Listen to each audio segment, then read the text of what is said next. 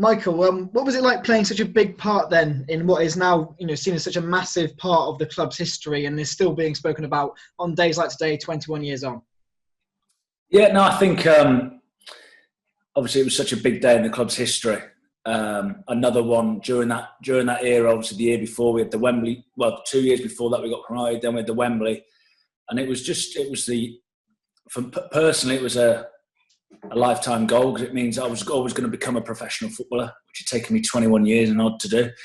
But it was just the whole town were riding that crest of a wave.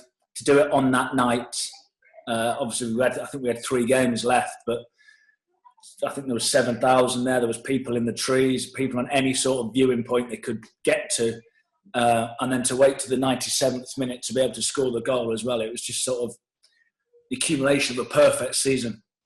Of course, it was just one of many, many league games that season. But as a night itself, did it feel particularly special? In the change room beforehand, was there those extra nerves that perhaps you didn't have at those games for the majority of the campaign? I think we all realised what a big game it was. It wasn't do or die, but we all felt that we did have to win that game just because of it would have been an anticlimax if we'd have won at Hayes the following week with a couple of hundred people there. It was the fact that it was under the lights, so many people. So it was the intensity. Everyone knew what was at stake, and most of the lads hadn't played in the Football League either. So it wasn't like a team built of ex-pros that were trying to get back in the league. There was only a few lads that actually played in the league. You look at the results record for the season, and obviously it was an excellent campaign. Any promotion campaign is.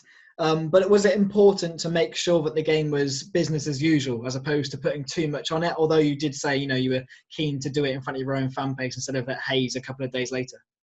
I think that was from Cots. Cots was the driving force. He never let you take your foot off the gas anyway. Not that you would with such a big carrot at stake, but we didn't need any extra motivation for that game. Put it that way. But that's that whole journey. Even up until the point where we got us promoted again in 2002, it was just him driving it all the time, along with the board as well. People like Colin Farmer and Paul Baker obviously were, along with others, they were driving it off the field, whilst Steve was driving it on the field. Yeah, you've played in hundreds of massive games throughout your career at different levels of the game. In games like that, when it was very topsy-turvy, one team went in front, one team equalised straight away again. Is it as much sort of an emotional sort of challenge as it is a physical challenge in terms of playing the 90 minutes itself, in terms of almost the psychological side of it as well? I think that's the sign of a good team is the mentality of the team. So if people go back to any successful team over the years, is they always seem to score in the last couple of minutes. It's because they never give up. Man United were the best at it, obviously under Sir Alex Ferguson, because they were just relentless in everything they did, and we sort of had that mentality. We had that spirit where it didn't really matter where we were in a game. We always fancied ourselves as fighting ourselves out of any sort of trouble. So the sort of the seesaw of the actual game, the way it ebbed and flowed, it was just a case of do whatever it takes to win the game. And luckily, that's what we managed to do. The season before, of course, you'd come second in the division. Was it just a case for the whole of the promotion-winning season, just repeating what you'd done the year before, but just perhaps righting maybe one or two errors that had come along the way, perhaps in the campaign before, that cost you that top spot? I think it was. If you look at what we did, so many teams struggle in the second season. It doesn't matter what level, because we would have been a surprise package, but we won the trophy and came second. So to back it up and go one better, because it was so difficult to win that league because only one went up. So I think that probably goes sort of under the radar a little bit of how difficult and how good the team, the group, the club were at that moment to back it up. Obviously, you'd won promotion from the Southern League. You'd won the FA Trophy at Wembley against Southport as well.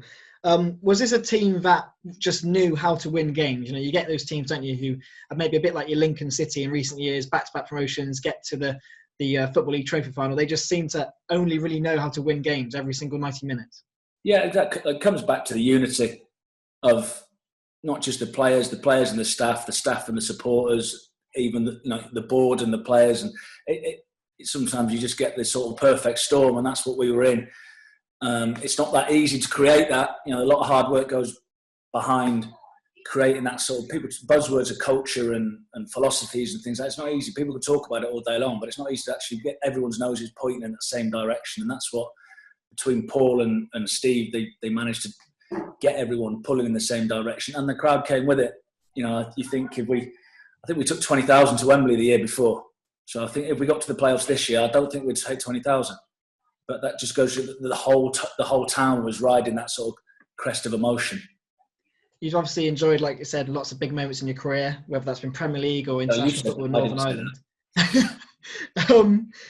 Was the Yeovil goal up there? Because obviously it wasn't the same level of those games in terms of standard in the pyramid, but are moments like that comparable to some of the moments that perhaps you remember from getting promoted to the Premier League or playing for Northern Ireland? Yeah, 100%. They're all just as important to me. They're just, obviously you got, you know, we beat Spain with Northern Ireland, beat England, the Spanish team. You reel off the names that were in that team. They pretty much dominated the world for the next 6 years. Everyone thinks that the Wembley day when we got promoted at Burnley in the playoffs in front of 90,000 people, it's no more special to me than what that night against Yeovil was. Because at that moment in my life, that was the most important thing. So the scale of them have gone up, but not in my mind they haven't. They're all just as important as each other.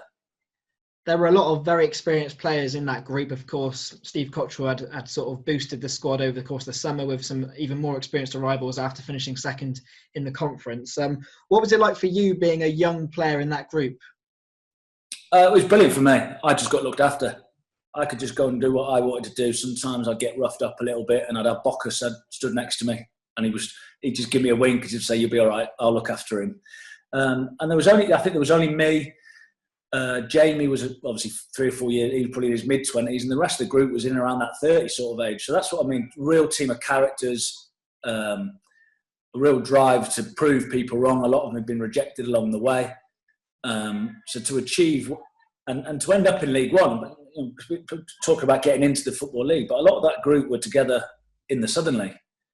So it just goes to you that they were probably underachieving, but it also showed you the drive that Steve had, that he could keep pushing these players and keep pushing them and keep pushing them.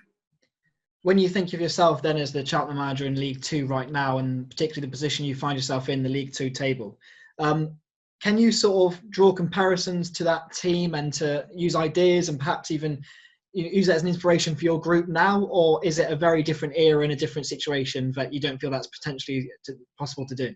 I think it's a different era. There's a different expectations and there's different, like I said, people use buzzwords of the way football's supposed to be played and things like that. But if you actually drill down into the characters in a dressing room, that doesn't really change. Yes, you know, I've just been reading a bit that myself and Bucky and Russ have done for The Athletic, and I'm reading some of their stories because I've forgotten about them. And, you know, you wouldn't get away with things that we got away with back then because the game is more professional.